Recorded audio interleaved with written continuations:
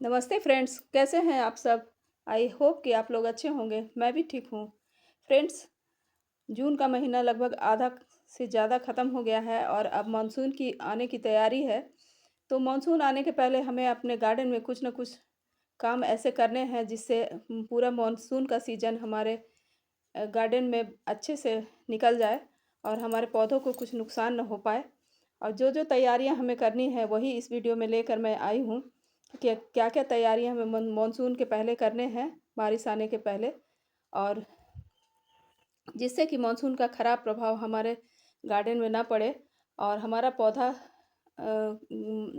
खराब ना हो और हमारा गार्डन पूरा लहलहाता रहे। तो इन्हीं सब टिप्स के को लेकर मैं इस वीडियो में आई हूँ।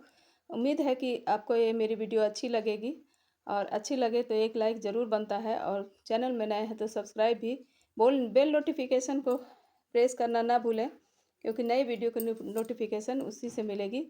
और गार्डनिंग पसंद करने वाले अपने दोस्तों के साथ भी शेयर करें ताकि उनको भी कुछ केयर टिप्स मालूम हो जाए कि हमें क्या-क्या करने चाहिए। तो आइए वीडियो को शुरू करें दोस्तों।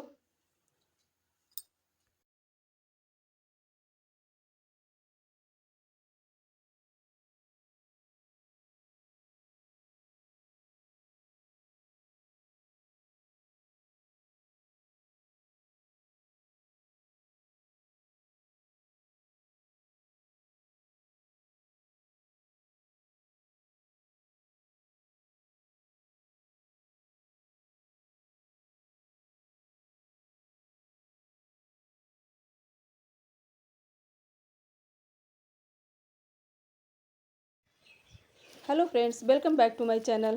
फ्रेंड्स, बरसात आने के पहले सबसे पहला काम तो हमें ये करना है कि जितने भी गमले खाली हैं उनकी मिट्टी हमें स्टोर कर लेना है और उस उनको स्टेरलाइज करना भी बहुत ज़रूरी है क्योंकि अभी धूप काफ़ी तेज़ होती है मई जून में, तो उसको स्टेरलाइज कर लें। पूरे धूप में उनको निकाल के रख दें और 4-5 दिन की धूप दिखा के वापस बोरियों में उनको डाल कर रख दें। और इसी दौरान इसमें काऊ डंग कंपोस्ट या वर्मी कंपोस्ट को भी मिला कर रख दें ताकि आने वाले सीज़न में मानसून के सीज़न में जब हम गमले भरें तो फिर से हमें कोई तैयारी विशेष नहीं करनी पड़े और काऊ डंग कंपोस्ट या वर्मी कंपोस्ट की जो गर्मी है वो भी निकल जाए। तो पहला टिप्स तो ये हुआ कि अपनी मिट्टी को स्टरलाइज कर लें और दूसरा टिप्स जो है, जो गर्मियों के दिनों में काफ़ी पत्तियां और पौधे हमारे सूख गए हैं तो उन पत्तियों को भी रिमूव करना बहुत ज़रूरी है क्योंकि अगर हम पत्तियां रिमूव नहीं करेंगे और बारिश होगी तो इनसे फंगस का अटैक होना बहुत आम बात है क्योंकि सूखी पत्तियों में जब पानी पड़ेगा तो फंगस लगने का खतरा रहता है दोस्तों। तो सारी सूखी हुई पत्तियों को हमें कलेक्ट कर लेना चाहिए, निकाल लेना चाहिए पौधों से और जो पौधे सूख गए हैं उनको भी गमलों से रिमूव कर दें क्योंकि उनका अब कोई काम नहीं है। तो इस तरह से सारी पत्तियां आप रिमूव कर लें। जिनकी टिप्स जो है सूख गई हैं उनको भी कट कर लें और जो पौधे देखने में बेजान से लग रहे हैं, लगी से लग रहे हैं, उनको भी कट के करके रख लें। देखिए इनकी कई सारी विनका की ब्रांचेज सूख जाती हैं इन दिनों, तो उनको हम रिमूव कर लें तो पौधे के लिए अच्छा रहेगा और पौधा हरा भरा बना रहेगा। नहीं तो अगर एक टहनी में अगर कोई डिजीज़ लगता है तो सारे पौधे में फैलते देर नहीं लगता है। तो उसको कट करके अगर हम अलग कर लें तो बहुत ही अच्छा रहेगा। तीसरा टिप्स है कि हम आप हमारे जितने भी घर के बनाए हुए खाद हैं उनको हम पूरी धूप में रख कर खूब अच्छे से सुखा लें। ये मेरे किचन वेस्ट कंपोस्ट हैं दोस्तों।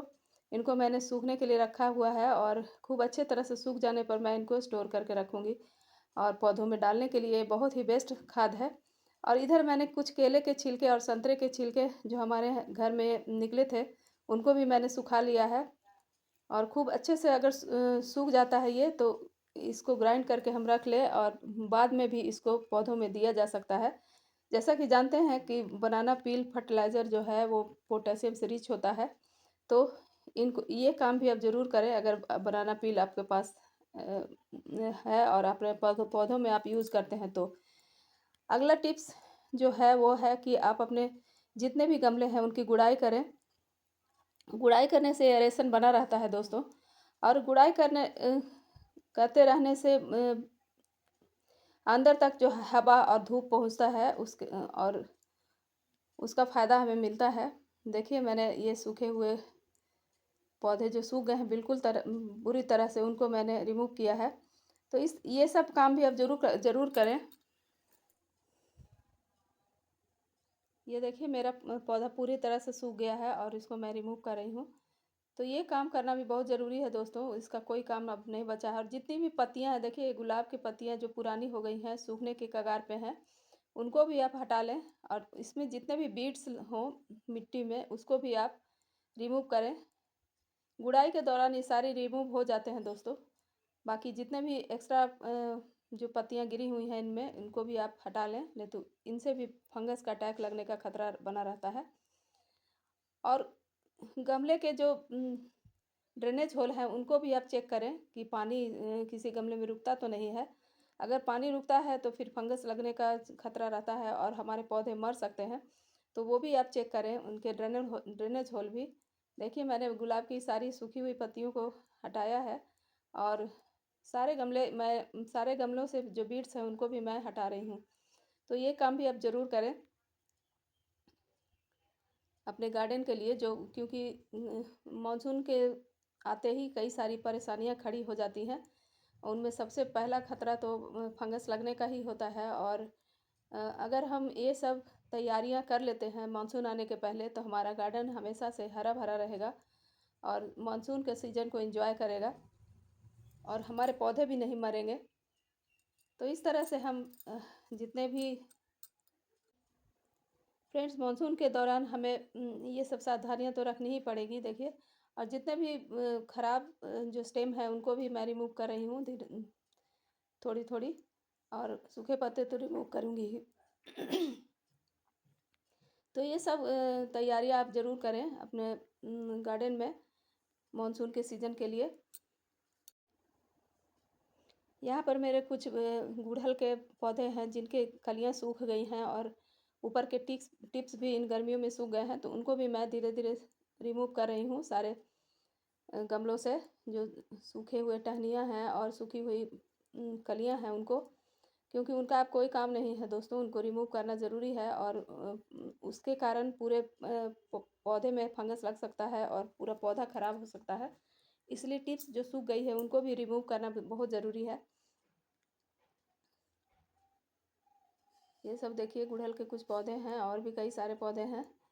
तो इनको देखिए, इसमें कितनी सारी सूखी ब्रांचेज हैं, इनको भी मैं ऊपर के टिप्स की, तो इनको भी मैं रिमूव करूँगी। और इसी तरह के जितने भी पौधे हैं मैं सभी के सूखे हुए ब्रांचेज और सूखी हुई पत्तियाँ को रिमूव करूँगी। तो ये बहुत ज़रूरी काम है दोस्तों, नहीं तो आपका पौधा मरने के कगार पर आ जाएगा अगर आप इसको रिमूव नहीं करें। और मानसून में वैसा ही पड़ा रहे, बारिश की बूंदें इन पे पड़ती रहें, तो फंगस का अटैक हो जाता है और पूरे पौधे को अपनी चपेट में ले लेता है और इस तरह से पूरा पौधा ही मर जाता है। तो इसका भी ख्याल आप ज़रूर रखें कि टिप्स में भी अगर सूखी हुई कलियाँ और ब्रांचेज हैं तो उसको भी हम कट कर लें।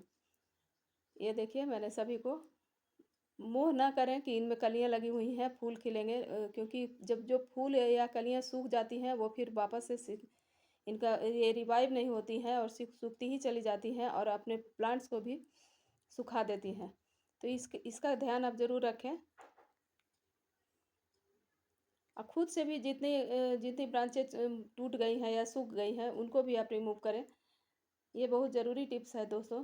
ये देखिए इसमें कलियां लगी हुई हैं, लेकिन कलियां बड़ी बड़ी हो गई हैं लेकिन सूख गई हैं, तो इनको भी मैं हटा रही हूँ। जो पौधे पूरा लस ग्रीन है, जिनमें पत्ते सूखे नहीं हैं और फूल निरंतर खिल रहे हैं, जैसे पोटुलाका वगैरह है, तो उनमें कुछ केयर करने की ज़रूरत नहीं है। बस उनको एज इट इज़ ही छोड़ दें। लेकिन जिन जिन पौधों में कुछ परेशानी है, जैसे देखिए इनके ब्रांचेज टूट गए हैं और सूख गए हैं, इनको भी आप रिमूव करें। इससे गार्डन साफ़ सुथरा तो दिखता ही है और फंगस का अटैक भी नहीं लगता है। तो इस तरह की बातें हम अपने गार्डन में करें तो हमारा गार्डन मानसून के दिनों में काफ़ी सुंदर लगेगा और पौधे भी इंजॉय करेंगे मानसून को, जैसा कि हम इंजॉय करते हैं। बेले बेले के फूल की जो टिप्स है उनको भी मैं रिमूव कर रही हूँ, क्योंकि फूल जो खिल के जा चुके हैं, अब इनमें दोबारा फूल नहीं लगेंगे। और मोगरा जो है वो टिप्स से ही फूल निकालता है, नई नई टिप्स पे ही। तो ये काम भी आप करते चलें। जितने भी खिल के जा चुके हैं जो टिप्स हैं, उनको भी कट करें। तो इस तरह का काम हम करके अपने गार्डन को सुंदर बना सकते हैं मानसून के दिनों में। और ये एक अगला टिप्स ये है कि आप गमले की गुड़ाई तो जरूर करें ही, उसके बाद इसमें कुछ 2 चीज़ इसमें मिलाना बहुत ज़रूरी है। एक नीम खली और दूसरा वर्मी कंपोस्ट या किचन वेस्ट कंपोस्ट या काऊ डंग compost.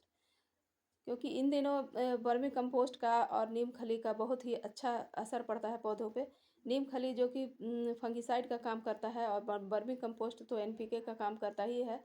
Slow slow release fertiliser है। जैसे जैसे इसमें बारिश की बूंदें पड़ेंगी, वैसे वैसे इनके जो गुण हैं वो निकल कर सामने आएंगे, और हमारे पौधे में ग्रीनरी ऐड करेंगे, और कलियाँ और फूल बहुत मात्रा में खिलेंगे। तो ये काम बहुत ज़रूरी है दोस्तों। सारे पौधों में आप वर्मी कंपोस्ट और नीम खली जिसकी जैसे रिक्वायरमेंट है, 1 मुट्ठी या 2 मुट्ठी, जैसा गमला है, 8 इंची 10 इंची के जो गमले हैं उसमें आप 1 मुट्ठी दें, और जो 12-14 इंच के गमले हैं उसमें 2 मुट्ठी भी आप वर्मी कंपोस्ट दे सकते हैं। नीम खली तो थोड़ा थोड़ा आप सब में डालें, 1 चम्मच 2 चम्मच उतना ही बहुत है। मेरे पास अभी ये किचन वेस्ट कंपोस्ट है, तो उसको मैं डाल रही हूँ। और ये देखिए सूखे पत्ते मुझे मिले हैं, तो उसको भी मैं हटा रही हूँ। उसके बाद इसमें वाटरिंग कर दें। तो ये बहुत ज़रूरी टिप्स है, इसको करना। ये ये भी आप ज़रूर करते चलें, तो आपका गार्डन बहुत ही सुंदर दिखेगा मानसून के दिनों में। तो ये सब थे कुछ ज़रूरी टिप्स जो हमें मानसून आने के पहले ज़रूर करने चाहिए। अब लगभग हमारे यहाँ तो मौसम अच्छा हो रखा है, और कब बारिश हो जाए कुछ कहा नहीं जा सकता है। कभी कभी हल्की हल्की बारिश भी आ जाती है दोस्तों। तो इस तरह से हम अपने गार्डन का ख्याल रखें, तो हमारा गार्डन बहुत ही सुंदर लगेगा मानसून के दिनों में, और काफ़ी फ्लावरिंग करेगा। तो मिलती हूँ एक नए वीडियो में एक नए टॉपिक के साथ। तब तक के लिए happy gardening. Okay, bye bye my friends. Thanks for watching.